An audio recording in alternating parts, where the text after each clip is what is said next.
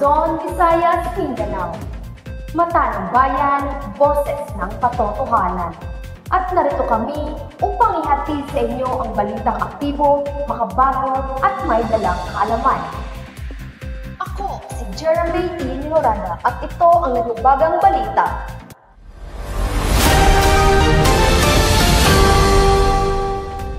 Ngayon, tatalakayin natin ang tungkol sa aldehydes, isang kemikal na may malaking gamit sa paggawa ng mga pabango. Sa pabango lang ba? Ang karagdagang detalye narito si Maria Teresa. Maraming salamat, Jeremy. Ang aldehydes ay mga organic compounds na mayroong functional group na CHO o tinatawag na carbonyl group na nasa dulo ng carbon chain. Sa madaling sabi, ito ay isang carbon na may double bond sa oxygen at single bond sa hydrogen. Natural na natatagpuan ang mga aldehydes sa mga prutas, halaman at essential oils. Ito ang dahilan kung bakit ang ilang prutas ay may matamis o citrusy na amoy. Pero hindi lang sa kalikasan ito makikita, ginawa rin ito ng synthetically sa mga laboratorio para sa iba't ibang gamit. Ayon sa mga eksperto, ang aldehydes ay versatile compounds. Maaring mabango, makakalasing, o kahit nakakalasong, depende sa uri at konsentrasyon nito. May i-interviewin tayo, itatago na lang natin sa pangalang Gab para ibahagi ang kanyang karanasan sa mga produktong may aldehyde, lalo na sa pabango. Unsa man imong ikaingon, Sir Gab? Grabe, karon jud halos tanan pabango na yun siya aldehyde. Mabot yun ang mahal kayo ang mga branded perfumes. Ganahan kay ko sa Chanel No. 5, pumot, klase, ug dugay mawala.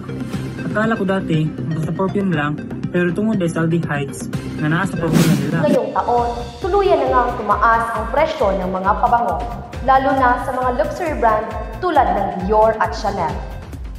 Ayon sa mga chemist, kapag inihalo ang aldehydes sa iba't ibang klase ng esters at alcohols, nakakagawa ito ng matinding kombinasyon ng amoy, dahilan ng pagiging timeless sa perfume na ito.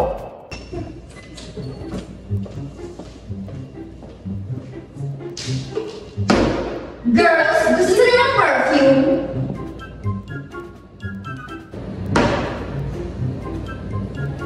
Girls, gusto nila ng perfume? Are you kidding with me? Are you threatened? Bring it on! My perfume has floral notes made with freshly distilled jasmine made from a high mountain of Italy. What about yours? My perfume has aldehydes that gives clean, sparkling. But wait, there's more! Top notes made with fresh citrus essential oils formulated with premium fragrance grade production. It's all that you have? Top notes? Like what the heck? I have some base note that I concocted. Concocted? Oh yes! It's a luminous, clean, sparkling aldehydic note that leaves florals and citrus, adds airy elegance, gives a long-lasting and refined brightness that fills the room. Etcetera, efficacy oil ang to, pangtanggal ng kabag. Like, ew, so jollogs. How dare you? How dare you? You dare me like a dare cream. I'm not there, I'm here, duh.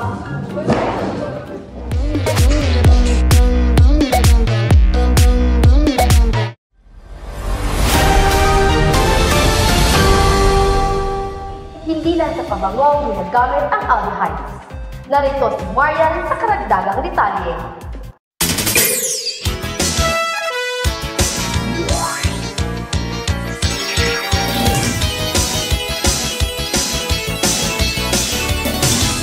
Maraming salamat, Jeremy.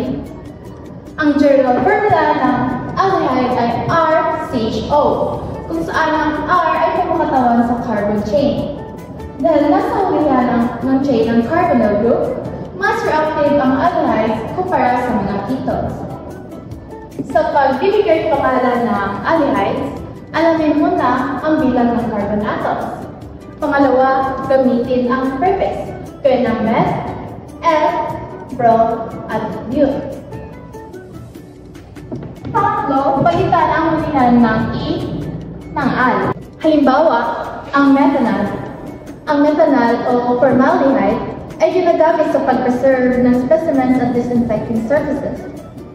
Ethanol. Nabubuo sa katawan ng tao bilang byproduct ng alcohol metabolism at nakikita rin sa mga overripe fruits. Ang propanol, ginagamit bilang intermediate sa paggawa ng plastics at solvents. Benzaldehyde na may amoy almond na ginagamit sa flavor ng mga pagkain, pabango at lotion. Cinnamaldehyde, nagbibigay ng amoy ng cinnamon na natural na matatagpuan sa cinnamon bark oil. At ang panghuli, ang vanillin, na nagbibigay ng vanilla scent at flavor na ginagamit sa ice cream, cake, at lotion. At dito naman tayo sa mga katangian at reaksyon ng aldehydes. Ang mga aldehydes ay volatile, kaya madaling sumingaw at mamoy, madaling ma-oxidize at madaling ma-reduce, na nagiging primary alcohols. Ginagamit din ito sa paggawa ng resins, dyes, plastics, at pharmaceuticals. Sa industriya, ginagamit ang actaldehyde sa paggawa ng acetic acid, perfumes, at adhesives. Sa madaling sabi, ang aldehydes ay mahalagang chemical na konektado sa halos lahat ng aspeto ng ating buhay. Balik sa iyo, Jeremy. Maraming salamat, Marian. Napaka-informatibo ng iyong ulat. Tunay ngang kamangha-mangha kung paano nagagamit ang aldehydes sa siyensya at industriya. Kung dati ay iniisip lang natin ng aldehydes ay isang bahagi ng mga perfume, ngunit ngayon alam na natin na ito ay isang bahagi ng foundation compound sa chemistry. Mula sa mga pagkain, gamot, at maging sa materyales na ating ginagamit sa araw-araw. Muli, ito si Jeremy Mejorada, naglilingkod sa inyo ng totoo, makabago at makabuluhang impormasyon.